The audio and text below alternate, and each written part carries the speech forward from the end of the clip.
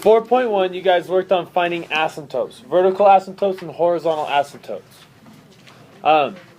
You need those in order to graph. If you guys look in 4.2, that's when we're actually graphing a lot of the rational functions that you guys are seeing. And if you look at the beginning of 4.2, I think the book gives you like 9 or 10 steps so you can graph one of these functions. You don't need all those steps. I have 3 steps. And the first step is find the asymptotes. So first thing we got to do is find our asymptotes for this guy. So let's find our horizontal asymptote first, because he's the one where we have to remember the most. To find our horizontal asymptotes, you have to look at the degrees. The degree of the top is 1, the degree of the bottom is 1, because those are the highest exponents. Okay, so we have 1 over 1, so that means they're equal. That means our horizontal asymptote is going to equal the leading coefficient for the top one, which is 2, over the leading coefficient of the bottom one, which is 1. And so our horizontal asymptote is y equals 2. Now to graph it, we just have to go to y equals 2. See right there, and draw our horizontal asymptote. Alright, next we got to have our vertical asymptote. For our vertical asymptote, you just need to know what x cannot equal.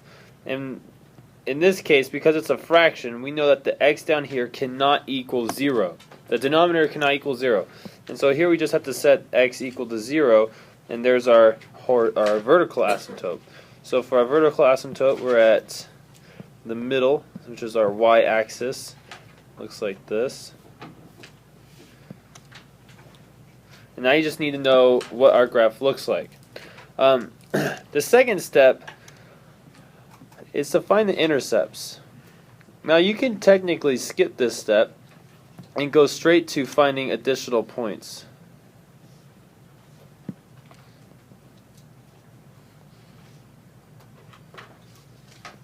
But finding intercepts is just, you're only plugging in zeros, so it'd be silly to skip this step. So instead of finding additional points now, let's first see if we can find intercepts. Now intercepts are the easiest points to find. Why? Because we're plugging in zeros to find them. So if we were to find our x-intercepts, what would we do? We would plug 0 into what? Yeah, for x-intercepts, y equals 0. In this case, our y is f of x, and so we're going to just put that equal to 0 and solve it. Solve for our x's. So here, to solve for this, we get rid of this fraction by multiplying both sides by x, so that these x's cancel out. X times 0 is just going to be 0, so I'm going to have 2x minus 1 equals 0. And then you solve it. Add 1 to both sides, we get 1 equals 2x. X equals 1 over 2. That is our x-intercept. So our x-intercept is going to be 1 over 2, 0. So there's 1 point that we already know. So let's see, where's our x? Let's see, 1 over 2, that's going to be right there. Oops, right there. Okay, on our x-axis right there.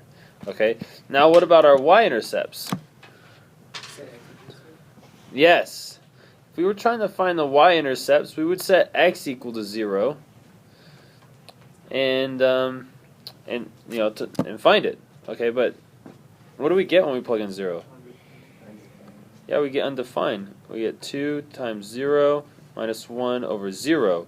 Oh, we have a 0 on the denominator. And on the top, we get negative 1. So this definitely does not exist. And that makes a lot of sense. Why does that make a lot of sense? Because look, our asymptote is on the y-axis. That means there's going to be no y-intercept. Now, we just need a couple more points to get our graph. Our graph is going to either look like this, or this, and this, or this. So which is it?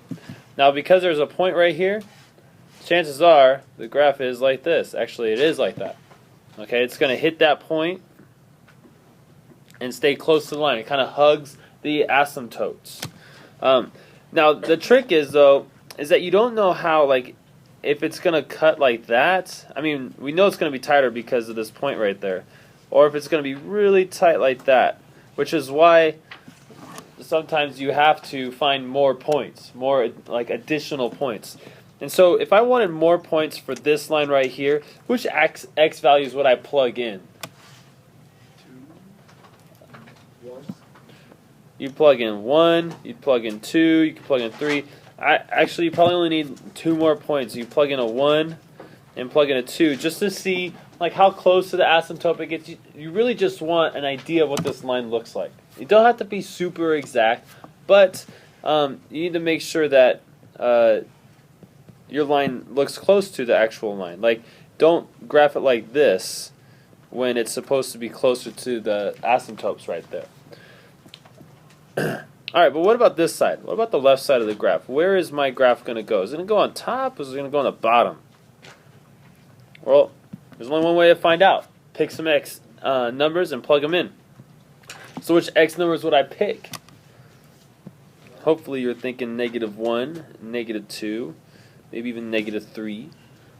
You probably only need 2 of these numbers, so I'm just going to do -1 and -2. -1 and -2. So if I plug in -1, what would I get? Let's see. If I plug in -1, it would look like that. 2 times -1 minus 1.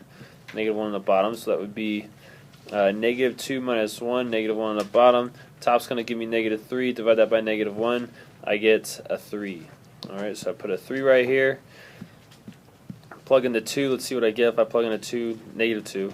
So I plug in a -2. That's 2 times -2. And I'm going to subtract 1 and divide that by -2. So that's going to be a -4. Subtract the 1 is going to be -5. And I'm going to divide that by -2, which is a positive 2 1/2. So positive 2 1/2. And so -1, 3 goes right about there. And then 2 goes to 2 1/2. And then I can draw my line. So draw my line, make sure I hit my 2 points. Boom. So that's the graph of this rational function. We first had to find the asymptotes. That's probably the most important thing you got to do. Intercepts, just because those are the easiest points to find because you're just plugging in zeros to find each of them. And then additional points so that you get an idea of where your lines are. Oh, why is that line not thick like the other ones? I'm going to make it thick. Alright, that makes me feel better.